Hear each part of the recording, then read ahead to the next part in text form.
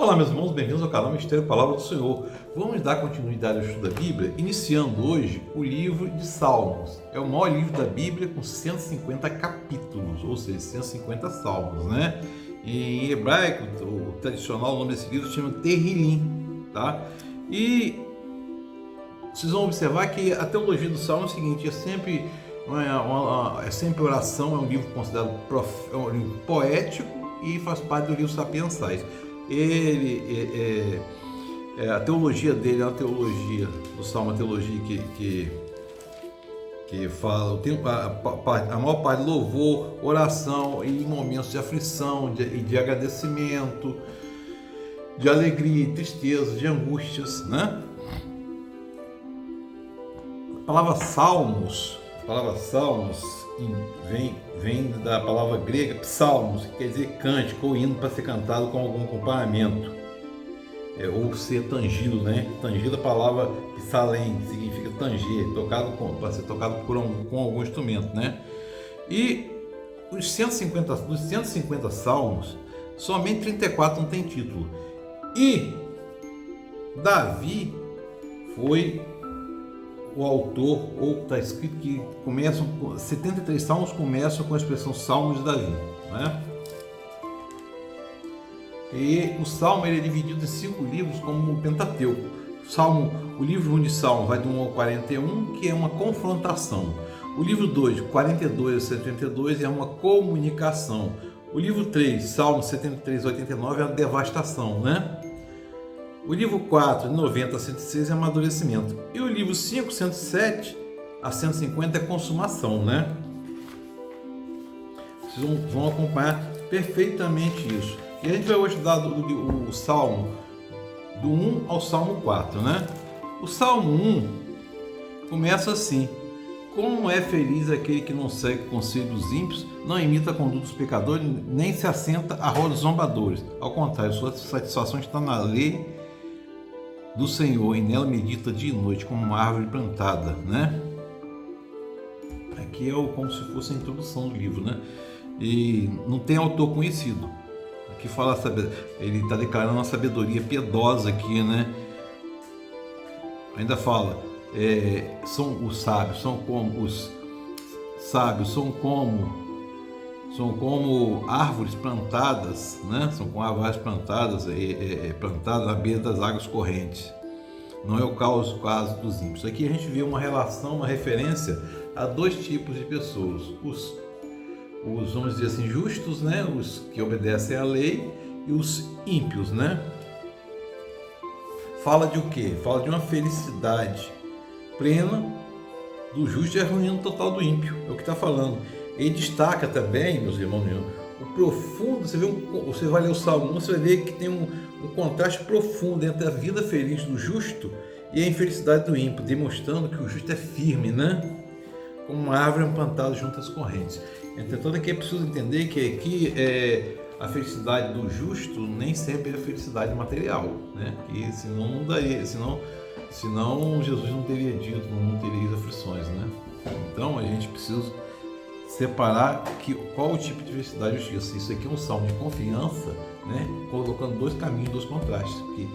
Por quê? Porque embora com todo sofrimento, o justo vai permanecer, ainda que triste momentaneamente, feliz, como Jó foi abençoado no final da vida, né?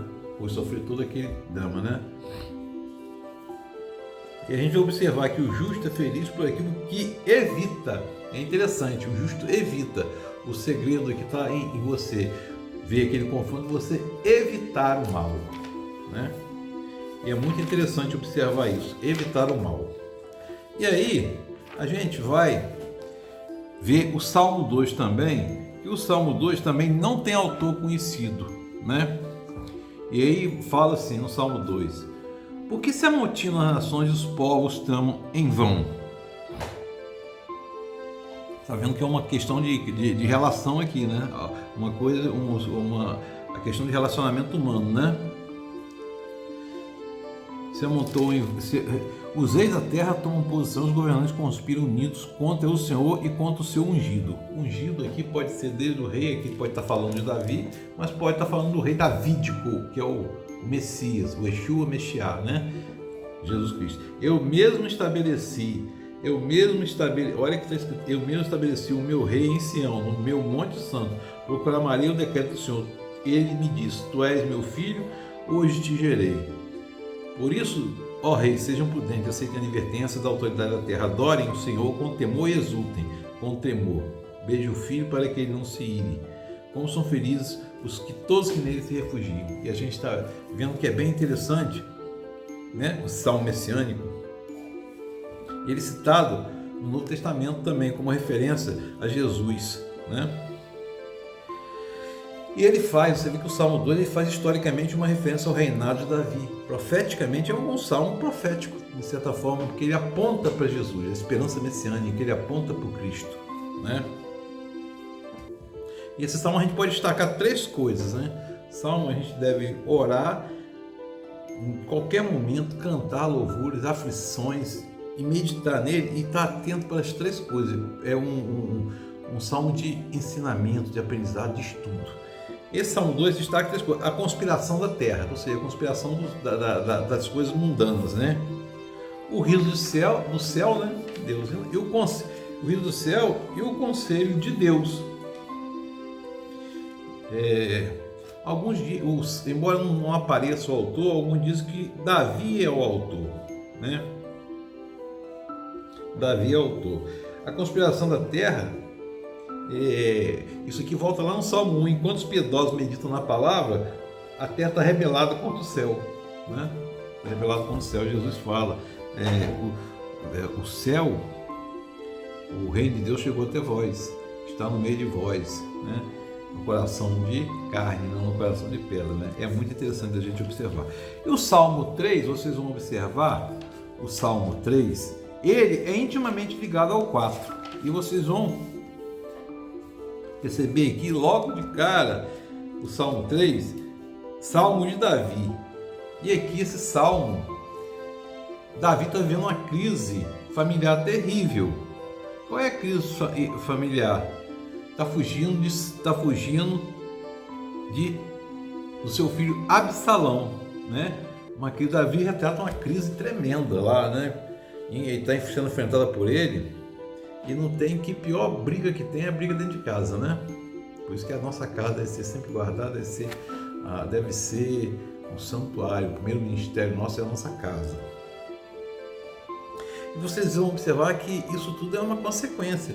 Desde que Davi adulterou com Batseba, mandou assassinar Urias, né? Que era mais dela, casou-se com ela. Deus trouxe disciplina a Davi.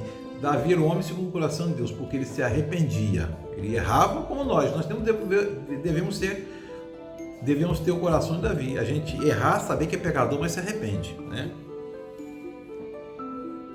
Mas Davi não conseguiu se livrar das consequências. Aminon, filho mais velho de Davi, violentou sua irmã Tamar. Absalão matou seu irmão Aminon e conspirou contra Davi, seu pai. E mais tarde, Salomão mandou ainda matar seu irmão Adonias, né?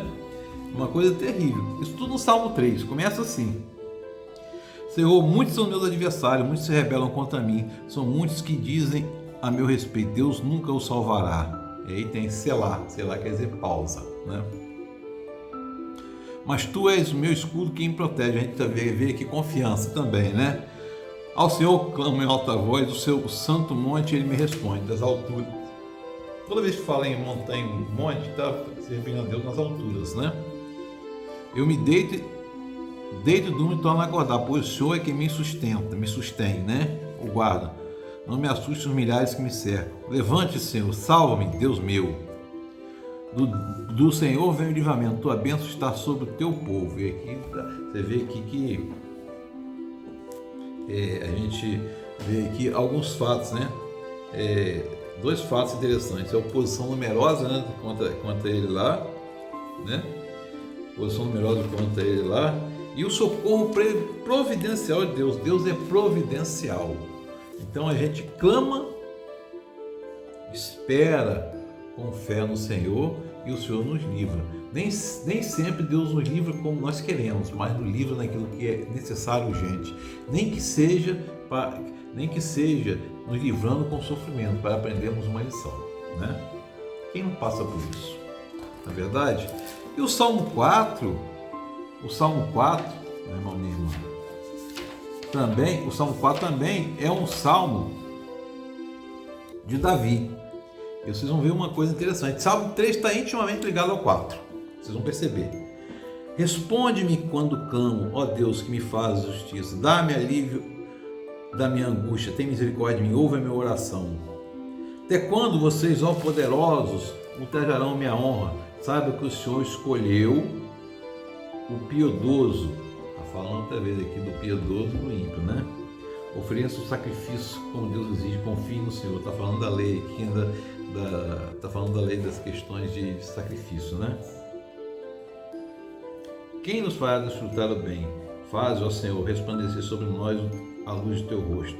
Em paz me deito e logo adormeço, pois só tu, Senhor, me fazes ver em segurança. A gente deve buscar segurança, não Senhor, e não fora do Senhor. Com o Senhor nós temos segurança. E vocês vão ver que o que Davi está declarando aqui é que Deus é o forte refúgio da angústia. E é uma verdade. Isso é uma verdade. Se não fosse as misericórdias do Senhor, nós seríamos consumidos por nós mesmos, por nossos erros, angústias, né? Viver longe de Deus não deve ser uma vida agradável, confortável. Viver longe de Deus é um sacrifício, né, meu irmão? E aí, trata o primeiro Salmo, Salmo 3, você vê que é uma oração matutina. E o Salmo 4 já é uma oração vespertina, está falando quando ele deita lá, quando dorme, né? É bem interessante, né? E a gente tem 3 verdades destacadas nessa oração que ele faz aqui no Salmo 4. Davi dirige a sua oração a Deus. Então ele dirige diretamente a Deus. Segundo lugar, Davi fala com Deus e depois com os homens. E ele se aproxima de Deus com humildade, humildemente, né? E confronta os homens corajosamente, porque a confiança de Davi para confrontar vem de Deus, né? Por iluminação do Espírito Santo de Deus. A terceira é a convicção, que mesmo sabendo que Davi está sendo atacado furiosamente, ele tem a convicção inabalável que Deus conhece os que lhe pertencem. Deus conhece Davi, né? E isso é interessantíssimo. Deus conhece os que são seus. E em segundo lugar, Deus responde à oração dos piedosos. Responde à oração dos piedosos. Está escrito que o Senhor me ouve quando clamo por ele. Davi era um homem de oração, como nós devemos ser. E aí cabe uma questão. Nós temos orado o suficiente? Por mais que oremos, nunca é o suficiente. Então nós devemos orar constantemente, seja a nossa vida uma oração, e quem olhe para nós veja realmente transbordado o Evangelho. Embora nós sejamos pecadores a toda hora, e toda hora devemos estar em oração pedindo perdão, né? E a gente vai ver também, né, o conselho. Davi passa a sua convicção pessoal de ordem, expressa a seus amigos. É uma ordem, um conselho. Cuidado com os sentimentos, né? Seja um conselheiro de si mesmo, você medite, né, na palavra de si mesmo, né? E a gente vai ver também 3 contrastes relatados. A incerteza dos que não acreditam e a bênção do crente, né? É interessante observar isso, que quem não acredita tem incerteza, mas o cristão, aquele que crê, o crente, não estou falando de denominação, aquele que crê, o crente que crê, tem certeza do que o Senhor faz sempre tudo para o nosso bem.